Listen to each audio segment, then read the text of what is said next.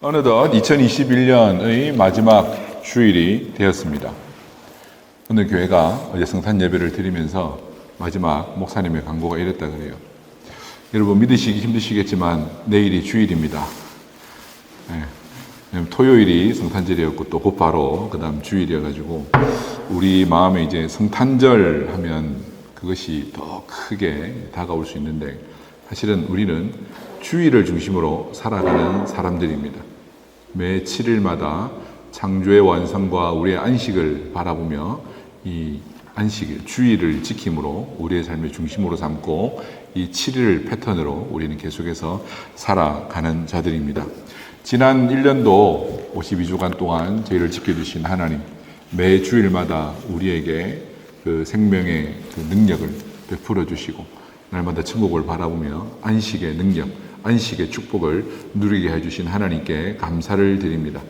지난 한 해간 지켜주신 하나님께서 이제 또한 새로운 한 해 2022년에도 우리를 지키시며 한결같이 우리와 함께 하실 줄로 믿습니다. 지난 몇 주간 동안 저희는 이제 마태복음 2장에 나타난 그 지명과 관계된 그 설교를 들었습니다. 오늘 이제 마지막 시간으로 예수님이 성장하신 나사렛과 관련된 이제 말씀을 생각해 보려고 합니다. 사실 오늘 살펴볼 말씀이 2장에 나타나는 이제 구약 성경의 성취로서 등장하는 이 지역과 관계하에서 제일 해석하기가 난해한 부분입니다. 왜냐하면 사실 이게 이 마태가 이 나사렛을 언급하면서 이 예수님이 나사렛 사람이라고 하는 것이 그 구약의 성취, 선지자들의 예언의 성취다라고 말을 하는데 사실 구약에서는 나사렛이라는 단어가 한 번도 등장하지를 않습니다. 그러니까 예수님께서 나사렛 사람이라 불려지기 이전에 뭐 나사렛은 뭐 그렇게 주목받을 만한 뭐 그런 동네가 전혀 아니었던 것이죠. 그리고 마태는 다른 지명들을 언급할 때에는 그 지역이 어떠한 구약의 말씀을 이루는지 그 성취 인용구라고 하는데 신학적 용어로 그 성취 인용구를 분명하게 언급하고 인용하고 있습니다. 그런데 이 나사렛과 관계된 어떠한 구약의 구절도 언급을 하고 있지를 않습니다. 그래서 도대체 나사렛 사람이라 칭하리라 이 말씀을 이루기 위해 예수님 오셨다고 하는데 도대체 구약에 어떤 말씀을 이루기 위해 오셨는가 이것을 풀어내기가 쉽지는 않습니다. 그래서 뭐 그냥 살짝 건너뛸까 어제로 크리스마스가 이제 끝이 났으니까 그냥 넘어갈까도 하다가 우리가 시작을 했으면 어떻게든 끝은 봐야 되지 않겠습니까? 그죠? 예수님이 베들레헴에서 태어나셨고 애굽으로 내려가셨는데 뭐 제가 설교를 안 한다고 예수님이 애굽에 머물러 계시는 건 아니지만 어쨌든 애굽에 계속 머물러 있도록 해서는 안 되지 않겠습니까? 빨리 애굽에서 나사렛으로 나오셔야 되는데 이제 이 말씀을 우리가 함께 최선을 다해서 저도 전하고 여러분들도 한번 이 말씀을 이렇게 이해하고 하나님의 말씀으로 받아들이기 위해 이 시간 집중을 해보시기를 바랍니다. 우리가 하나님의 말씀을 사실 전부 다 이해할 수는 없습니다. 설교자라 하더라도 이 말씀을 전부 다 알고 있는 것은 아니고요. 그리고 심지어 신학을 공부한 학자들도 어떤 구절에 있어서는 해석에 있어서 서로 의견이 상반되는 구절들도 상당히 많습니다. 하지만 우리 개혁주의 신학이 표방하는 것은 무엇이냐면은 말씀이 가는 데까지만 가고 말씀이 멈추는 데서는 같이 멈춘다. 이것이 개혁주의 신학이 표방하는 어떤 정신이죠. 그래서 말씀이 우리에게 완전히 다 밝혀주고 있지 않은데 그걸 억지로 사사로이 풀다가 이단이 되는 것입니다. 그냥 하나님께서 적게 가르쳐 주시면 그 적게 가르쳐 주신 것만으로도 충분하기 때문에 우리의 구원에 있어서 전혀 부족함이 없기 때문에 하나님께서는 조금만 우리가 이해할 수 있어도 그냥 두시는 것이죠. 하지만 반드시 알아야 될 부분들에 있어서는 또한 풍성히 알아갈 수 있도록 그 해석의 근거가 충분하도록 우리에게 제공하여 주시는 것이죠. 다만 우리는 성령께서 주시는 지혜를 따라 이 말씀 한 절 한 절을 최선을 다해 이해하기 위해 노력하고 그렇게 할 뿐이지 그렇게까지 하다가 우리가 다 이해하지 못한다 하더라도 그냥 멈추어서도 큰 문제가 없는 줄로 믿습니다. 그래서 오히려 모르는 말씀을 억지로 인간적인 지혜로 억지로 풀다가 그것으로 인하여서 위험에 빠질 수가 있는 것이죠. 그래서 오늘은 우리 이 말씀을 통하여서 하나님께서 우리에게 알려주시는 만큼 우리가 하나님의 말씀을 이해하고 하나님의 그 구원의 섭리가 어떠한지 배우는 시간 되기를 바랍니다. 오늘 본문 말씀을 잘 이해하기 위해서는 오늘 읽은 단락, 이 한 단락만이 아니라 사실은 마태복음 1장 그리고 2장 이 서론이 어떤 역할을 하고 있는지를 조금 더 넓은 의미에서 포괄적으로 이해를 해야 합니다. 마태복음은 다른 복음서 저자들과 마찬가지로 예수님이 누구이신가? 예수님이 복음이잖아요. 그래서 이 복음, 우리에게 복음을 주신 이 하나님 나라의 복음을 가져오신 예수님이 어떤 분인지, 그리고 제자들은 예수님을 어떤 모습을 본받고 어떻게 살아가야 하는지를 보여주기 위해 기록한 책입니다.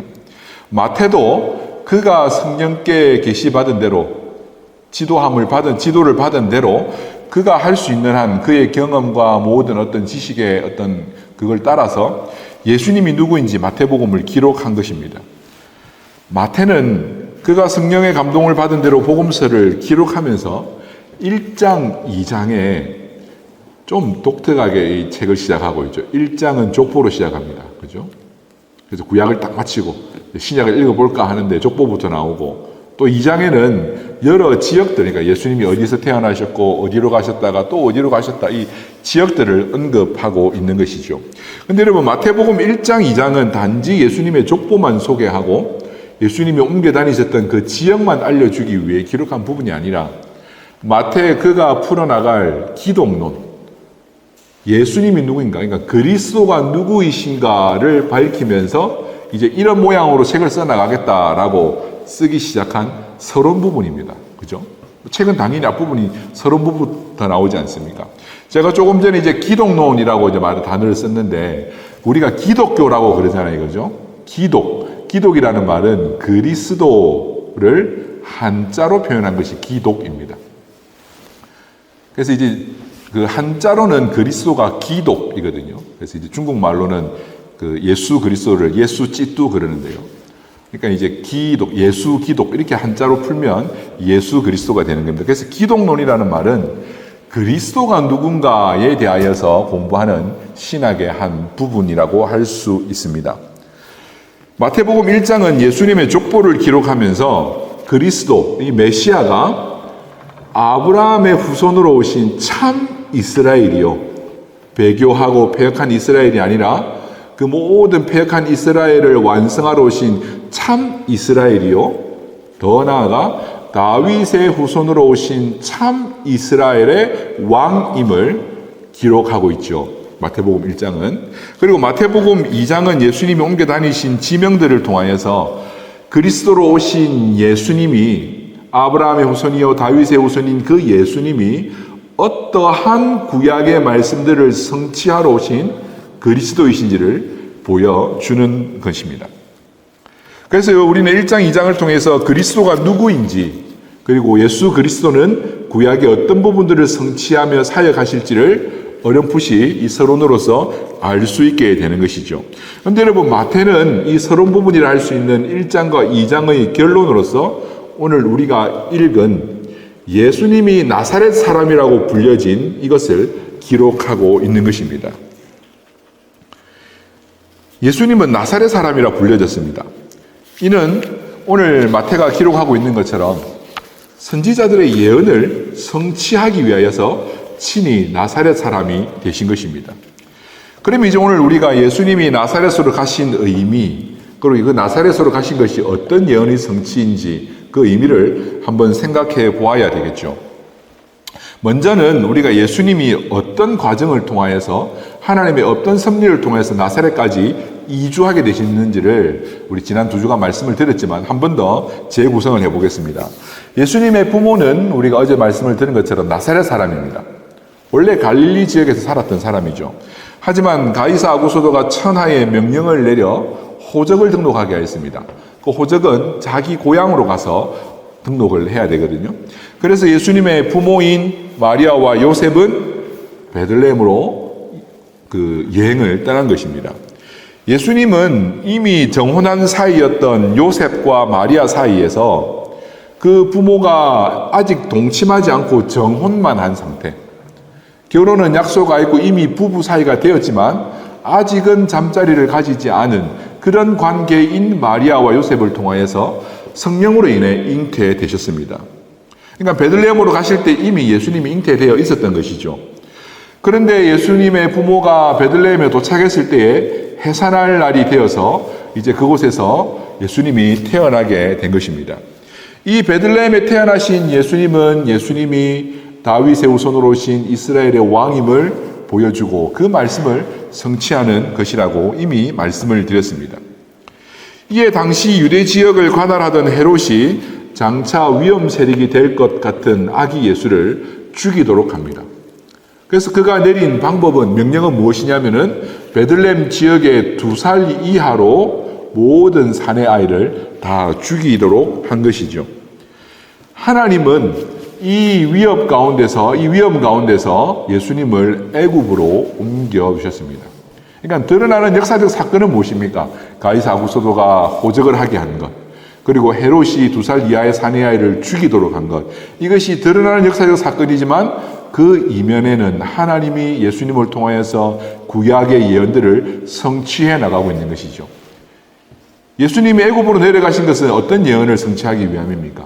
하나님이 자기 백성을 애굽에서 건져내신다라는 이 출애굽의 사건을 성취하는 것이며, 라마에서 자기 백성들이 자기 자식을 잃어버린 모친들이 통곡하며 울고 있는 그 사건을 성취하는 것이죠. 하나님은 애굽에서 자기 백성을 불러내십니다. 예수님은 애굽으로 친히 내려가 자기 백성 이스라엘이 다시 부름을 받는 그것을 성취하시는 분인 것이죠. 그런데 이 일 후에 얼마 되지 않아서 헤롯이 죽습니다. 유대 역사가 요세푸스의 기록에 의하면 헤롯은 이 유아들을 학살한 지 얼마 되지 않아 죽은 것으로 생각해 볼 수 있습니다. 헤롯은 죽기 전에 속이 타 들어가는 것 같은 고통을 호소하였고요. 그의 몸에는 막 썩어가는 악취가 풍겨서 주변에 사람들이 가까이 하지 못할 정도로 고생하다가 죽었다고 합니다. 그리고 그의 성격은 죽기 전에 막 포악하여져서 많은 사람들을 죽였습니다. 심지어 그가 누구를 죽였냐면은 이제 여러 명의 아내가 있었는데 그 중에 한 명인 그 하스모니안 왕조의 여인이었던 마리암네. 첫 번째 부인은 아닙니다, 이 마리암네가. 하지만 하스모니안 왕조가 헬라 제국 시대 때에 이스라엘 왕조의 어떤 정통성을 이어나갔던 집안이기 때문에 그 집안의 딸과 결혼을 하면서 자신이 유대인의 왕임을 좀 어필하고 싶었던 것이죠. 왜냐하면 유대인은 반쪽 유대인이었거든요. 어쨌든 이 마리암네를 죽이고 그의 아들이었던 헤롯 안티파테르도 죽입니다. 그리고 첫 번째 부인의 아들도 몇 명을 죽입니다. 정말 잔혹한 마지막에 몰골로 그는 비참하게 죽어갔던 것이죠. 하나님은 교회를 핍박하고 주의 성도들을 억압하는 자들을 반드시 심판하십니다. 역사는 그냥 흘러가는 것처럼 보이지만 하나님은 언제나 교회를 지키십니다. 비록 세상에서 멸시받고 악한 교회라고, 약한 교회라고 비난받는 것 같아도 그래도 하나님은 당신의 교회를 반드시 하나님께서 징계하셔서 바르게 세우시고 그 교회를 핍박한 자들은 하나님께서 심판하십니다. 헤롯의 죽음은 바로 이것을 보여주는 것이죠. 그래서 여러분, 헤롯의 죽음으로 이제는 예수님의 목숨을 찾는 자들이 사라졌습니다. 그래서 하나님의 사자가 이전과 같이 요셉에게 꿈으로 현몽하여서 이제는 이스라엘로 돌아가라고, 애굽에서 나오라고 인도하여 주십니다. 그런데 요셉은 이스라엘 땅으로 돌아올 때에 유대 지역에 정착하려고 했던 것 같습니다. 자신들이 원래 살던 곳은 나사렛인데 나사렛이 아니라 유대 지역으로 가려고 했던 것이죠. 22절 말씀을 한번 보시면, 그러나 아켈라오가 그의 아버지 헤롯을 이어 유대의 임금됨을 듣고 거기로 가기를 무서워하더니 꿈에 지시의 하심을 받아 갈릴리 지방으로 떠나가. 그러니까 원래는 유대 지역으로 가려고 했다는 거죠. 근데 유대 지역의 왕이 누구라고 합니까? 아켈라오라고 합니다. 여러분, 신약 성경을 읽을 때 헤롯이 여러 명 나옵니다. 자주 나옵니다. 예수님이 태어나셨을 때 헤롯이 이제 헤롯 대왕이고요. 그 다음부터는 이제 헤롯의 아들들이 이 유대 지역을 나누어서 다스리게 됩니다. 그러니까 로마로부터 왕의 어떤 권한을 뺏겨버립니다. 더 이상 이스라엘에 왕이 없어요, 이제. 헤롯이 죽은 이후로는. 그래서 4지역으로 나눠서 이제 다스리게 되는데, 그래서 분봉왕이라고 부릅니다. 분봉왕. 사실은 거기를 관할하는 관리이지 전혀 왕으로서의 권한이 없습니다. 그러니 사형도 할 수가 없어서 로마의 재판으로 사형을 해야 했던 것 아닙니까? 하여튼 헤롯이 죽은 후에 이 예루살렘 지역은 헤롯 아켈라오라고 하는 아들이 관할을 하였는데, 아마도 헤롯 아켈라오도 그의 아버지를 닮아 조금 포악하지 않았을까 추측해 볼 수 있겠죠, 오늘 구절을 통하여서. 그래서 혹이라도 자신들이 다윗의 후손임을 알고 그때 헤롯이 죽이려고 하였지만 죽이지 못한 예수님인 것을 알게 될 때에 어떻게 될까 하는 두려움이 있었을 것입니다. 근데 여러분, 왜 예수님의 이 부모들은 자신들이 원래 살았던 나사렛으로 돌아가려 하지 않고 유대 지역으로 오려고 했을까요? 이 당시에 이스라엘 지역은, 이 팔레스타인 지역은 크게 세 부분으로 나누어 볼 수 있습니다. 예루살렘 지역에 있었던 유대, 그러니까 유대하고 예루살렘하고는 같은 계급이 아니에요. 유대는 주 개념입니다. 주도, 그죠? 라지오. 그래서 거기에 로마가 있는 것처럼 유대 지역에 예루살렘이 있는 거예요. 그래서 남쪽의 유대 지역과 조금 더 북쪽으로 올라가면 사마리아 지역이 있습니다. 이 사마리아는 북쪽 이스라엘이 멸망당할 때 아수르가 자기 나라 사람들을 강제 이주시키면서 피를 섞어버려요. 그래서 남쪽 유대 사람들이 피가 섞인 저들은, 혈통을 지키지 못한 저들은 더 이상 우리와 같은 이스라엘 민족이 아니다, 이스라엘 백성이 아니다 라며 그때부터 그들을 개처럼 취급하고 서로 상종도 하지 않고 직선으로 가면 빨리 갈 수 있는 길도 바깥쪽 길로 빙 둘러서 가게 되는 그런 관계가 된 사마리아 지역이 있습니다. 그리고 그 위쪽에 갈릴리라고 하는 지역이 있는데, 이 갈릴리는 원래 이방 사람들이 살던 곳입니다. 근데 이제 자기 고향을 지키지 못하였던 유대인들, 유다 지파 사람들이 다수가 갈릴리 지역으로 가가지고 이주하여 살고 있었던 것이죠. 그래서 이 갈릴리 지역에 살던 유대인들은 사실은 이제 피가 섞인 그 사마리아 사람들하고는 다릅니다. 왜냐하면 아직 혈통의 순수함을 지키고 있기 때문에 여전히 유대인이긴 합니다. 하지만 그들은 유대 세계의 역사 중심에서 살지 못하고 저 멀리 살지 못하여서 해외에 이주하여서 살고 있는, 이방인의 마을에 살고 있는 사람들인 것이죠. 그래서 예수님의 부모인 요셉과 마리아는 자신의 어떤 혈통을 따라 낳은 아들은 아니긴 하지만 마리아의 태 속에 10달이나 품고 있었던 그 아기 예수가 메시아로 오신 분임을 알고 이 아들을 역사의 중앙에 진출시키기 위해서는 자신들이 살았던 나사렛이 아니라 유대 지역으로 가서 살아야 한다 정도는 알지 않았겠습니까? 그죠? 그래서 아무리 힘들어도 나사렛에서는 우리가 좀 기득권도 있었는데 이 모든 걸 포기한다 하더라도, 예루살렘으로 가서 날품 파는 일을 하며 산다 하더라도 이 아들을 성공시키기 위해 예루살렘으로 한번 점프를 해보려고 했을 것입니다. 그런데 그곳을 관리하는 자는 바로 헤롯 아켈라오였던 것입니다. 그래서 예수님의 부모는, 특히 요셉은 그것에 두려움을 느끼고 가기를 주저할 때에 하나님의 사자가 또다시 나타나서 길을 갈릴리 나사렛으로 옮겨 주신 것입니다. 그리고는 마태가 이것을 기록하면서 예수님이 나사렛 사람이 되어야 한다는 구약의 예언을 성취한 것이다 라고 한 것이죠. 이제 여기까지가 예수님이 어떻게 해서 나사렛으로 가서 살게 되었고 그곳에서 이제 자라서 나사렛 사람이라 불려졌는지 이제 역사적 사건들을 한번 되짚어 본 것입니다. 이 갈릴리 지역은 헤롯의 아들 중에 빌립이라는, 헤롯 빌립이 다스렸던 곳인데, 이 헤롯 빌립은 아켈라오에 비해서는 비교적 온순하였던 것으로 보입니다. 그래서 이제 예수님의 가족은 이 나사렛에서 자라게 되는데, 살게 되는데, 앞서도 말씀을 드린 것처럼 구약 성경에는 나사렛이라는 지명이 나오지 않습니다. 이방인의 땅이니까요, 그죠? 그리고 이와 관련된 직접적인 예언도 없습니다. 그리고 마태도 아무런 구약의 성취 인용구를 인용하지 않습니다.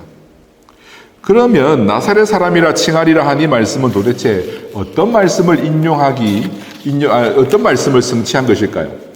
학자들이 여러 의견들을 제시하기는 합니다. 근데 그 의견들을 보면 이 나사렛이라고 하는 이 지명, 이 용어하고 비슷한 이 나사렛이라고 하는 지명, 이 단어와 비슷한 용어들을 구약의 히브리어에서 몇 개를 발견하여서 아마 그것을 있는 것이 아닐까, 그것을 성취한 것이 아닐까라고 몇 가지 의견들을 제시합니다. 뭐 예를 들면 상식적으로만 한번 들어보십시오. 구약에 보면은 나시린이라고 있습니다. 그죠? 나시린. 머리에 삭도를 대지 않고 포도주를 입에 대지 않고 살아야 했던 나시린. 사사시대의 삼손이 대표적 나시린인데, 나지를 이렇게 하면은 나사렛하고 비슷하지 않습니까? 그죠? 그래서 예수님이 참 나시린으로 오셨다. 뭐 이런 의견을 제시하는 사람도 있고요. 그리고 이사야서 같은 데 보면은 이 다윗의 이제 가지에서 메시아가 나올 것이다. 그 가지라고 하는 히브리어 단어가 네제르라고 하는 단어인데, 네제르, 나자렛 좀 비슷하지 않습니까? 그죠? 그래서 그걸 성취하는 것이 아닐까. 그래서 예수님이 이스라엘의 가지에서 나온 참 메시아다. 이걸 성취하는 것이 아닐까. 뭐 이렇게 의견을 제시하는 학자들도 있고요. 뭐 그럴듯하기는 한데 다 조금은 불완전합니다. 왜냐하면 오늘 이 말씀 23절은 이 나사렛 사람이라 칭하리라 한 이 말씀이 한 선지자의 예언이 아니라 선지자들의 예언이라는 거예요. 복수예요, 복수. 우리말 번역에는 복수로 나오지 않는데 히브리어 성경에는 복수로 나옵니다. 그러니까 선지자의 예언이 아니라 선지자들의 예언이라는 거죠. 그래서 이것을 이제 많은 학자들이 이제 이렇게 좀 정리를 합니다. 왜냐하면 정확한 구절이 나오진 않기 때문에. 선지자들이라고 하는 복수로 쓴 것을 볼 때에 마태는 단지 한 선지자의 예언의 성취로 본 것이 아니라 구약의 여러 선지자들의 예언 내용을 종합해 볼 때에 그것을 나사렛 사람으로서 예수님이 성취한 것일 것이다. 이렇게 보는 것이죠. 자, 그러면 여러 선지자들의 어떤 예언들이 이 나사렛 사람이 된 것을 통하여서 이루어지게 되었을까요? 나사렛은 여러분 갈릴리 지역의 한 마을인데 유대인들이 살던 어떤 유대 세계의 전혀 정치적 중심 무대가 아닌 것이죠. 그죠? 그래서 여러분 이 당시에 이스라엘 사람들, 유대 사람들은 나사렛 사람을 아주 멸시했습니다. 이 갈릴리 지역은 이방의 갈릴리다. 마태복음 4장에 보면은 이방의 갈릴리 뭐 이렇게 부르기도 하고요. 유대인들이 살고는 있지만 그건 이방 지역이다 이 말이죠. 특별히 나사렛, 신약 성경에 나사렛이라고 하는 단어가 등장할 때는 항상 예수님을 얕잡아 볼 때 사용한 이름입니다. 요한복음 1장 46절에 보면 나다나엘이 자신의 친구 빌립이 와서 보라. 한 사람이 등장했는데 정말 대단한 사람이다. 이전에 다른 선지자들과는 다르다. 우리 같이 한번 만나보자. 근데 그가 갈릴리 나사렛 사람이라더라 라고 했더니 나다나엘이 뭐라고 하냐면은 이 사람아, 나사렛에서 무슨 선한 것이 나오느냐. 성경이다 보니까 완곡하게 표현했는데 이걸 직접적으로 표현해보면 이렇습니다. 나사렛 사람이 무슨 메시아가 될 수 있다는 말이냐. 이태리도 여러분, 이태리 사람들이 남부 지역을 많이 무시하잖아요. 그죠? 무슨 남쪽 사람 중에 선한 것이 나오겠느냐. 그런 말이에요. 이 당시 사람들은 나사렛 사람들을 차별했고 나사렛 사람들을 천대했습니다. 그러니까 예수님이 나사렛 사람이 되신 것은 어떤 전혀 좋은 이미지를 부여받기 위해 선택한 것이 아니죠. 여러분, 구약 성경의 여러 선지자들이 예언하기를 메시아는 고난받는 종, 멸시와 천대를 받을 종으로 소개하고 있습니다. 대표적으로 시편 22편인데 먼저 한번 찾아볼까요? 시편 22편을 한번 찾아보십시오. 시편 22편, 23편, 24편은 다 오실 예수님 메시아에 대한 노래거든요. 22장은 고난받는 어떤 메시아, 23장은 그럼 어떤 내용이겠습니까? 여호와는 나의 목자시니 그 메시아를 인도해 내시는 사망의 음침한 골짜기를 지나가게 하시는 하나님. 24장은요. 그래서 온 열방과 족속이 그 왕께 경배하게 되는 것을 노래하는 시편인데 22편을 보시면 이 메시아가 어떤 고난을 받을지를 노래하고 있습니다. 그 22편 6절을 한번 보실까요? 22편 6절 다 읽을 수는 없고 시간 관계상 이렇게 노래합니다. 나는 벌레요 사람이 아니라 사람의 비방거리요 백성의 조롱거리니이다. 나를 보는 자는 다 나를 비웃으며 입술을 비축거리고 머리를 흔들며 말하되 그가 여호와께 의탁하니 구원하실 걸 그를 기뻐하니 건지실 걸 하나이다. 예수님의 모습이죠. 사람들에게 벌레처럼 조롱받고 십자가에 달렸을 때 사람들이 뭐라고 조롱했습니까? 그가 하나님의 아들이면 하나님이 그를 구원하시겠지.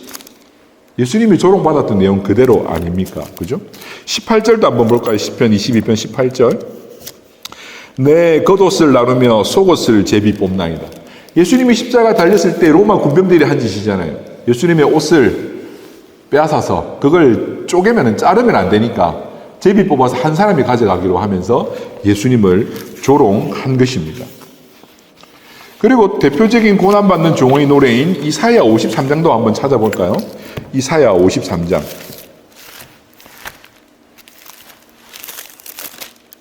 이사야 53장은 구약성경 1033페이지에 있습니다. 1033페이지. 이사야 53장 2절과 3절을 한번 보십시다.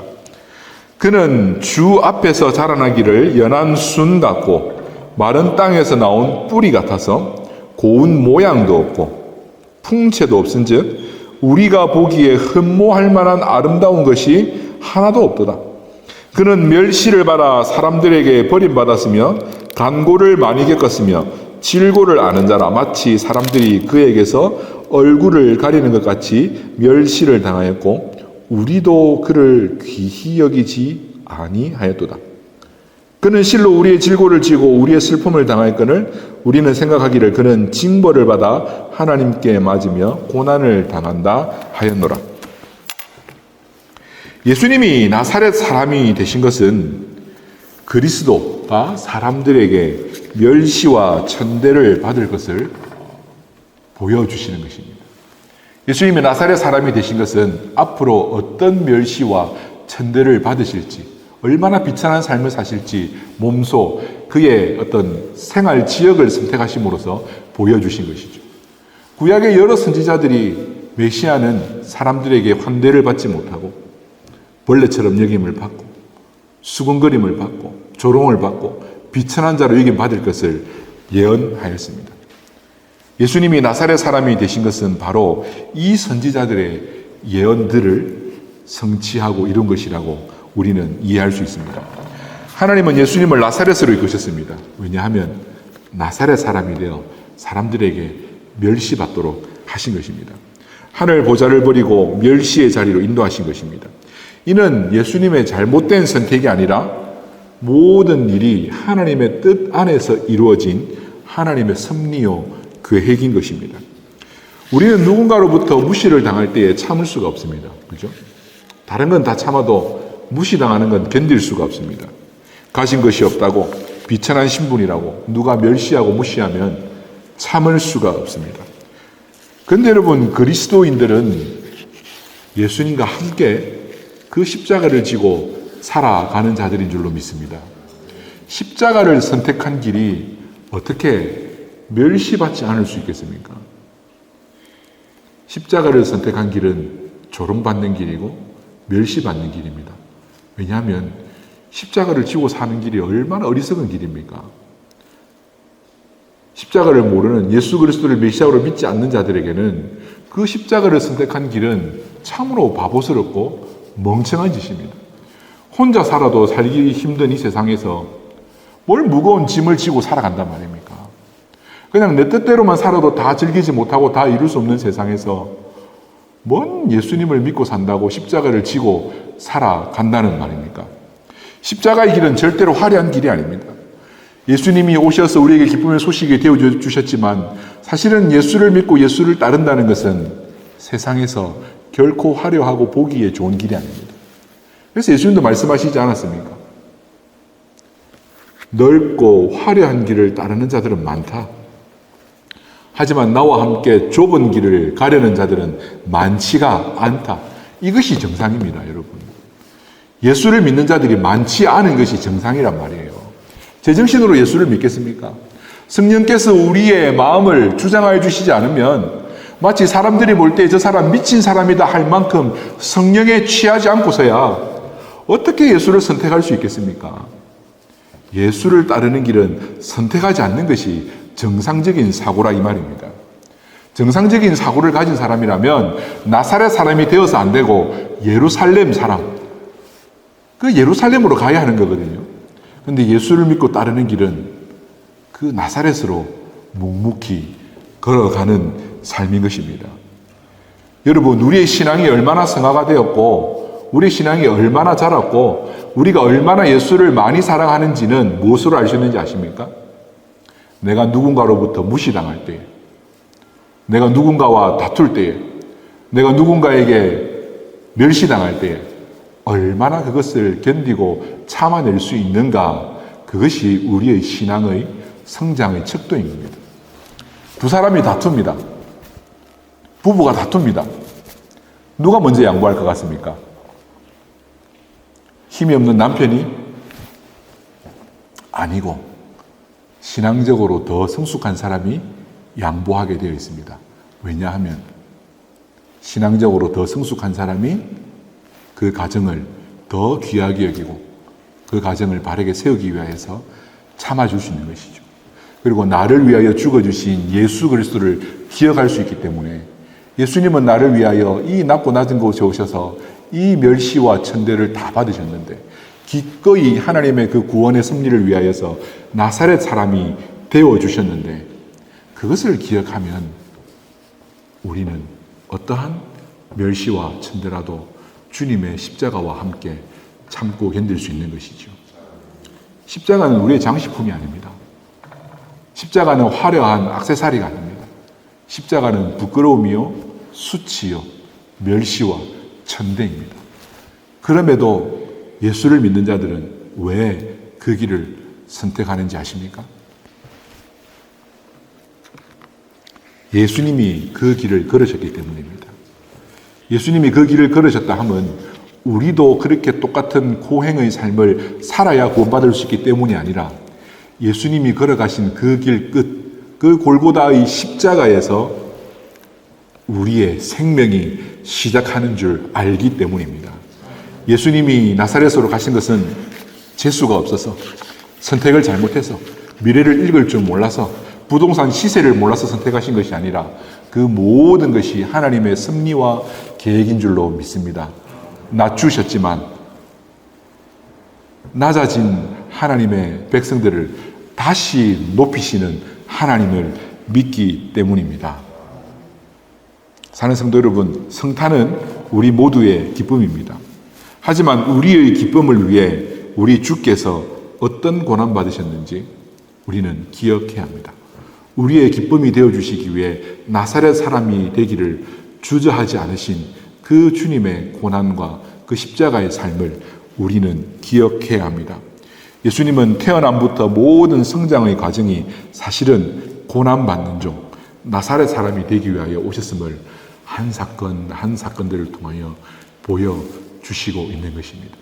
왕으로 오신 이가 예루살렘을 택하지 않고 베들레헴을 택하셨고, 왕으로 오신 그 이가 애굽으로 내려가 친히 고난받으셨고, 왕으로 오신 이가 친히 나사렛 사람이 되어서 무슨 선한 것이 있느냐 하는 그런 소리를 들어주셨던 것입니다.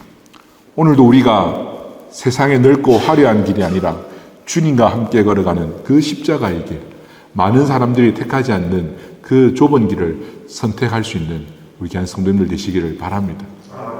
그 좁은 길이 우리의 길이 되어 그 좁은 길 끝에 우리를 맞이하기 위하여 기다리시는, 우리를 향하여 두 손 벌려 안아주시는 그 주님의 환대를 받는 복된 성도 되십시오.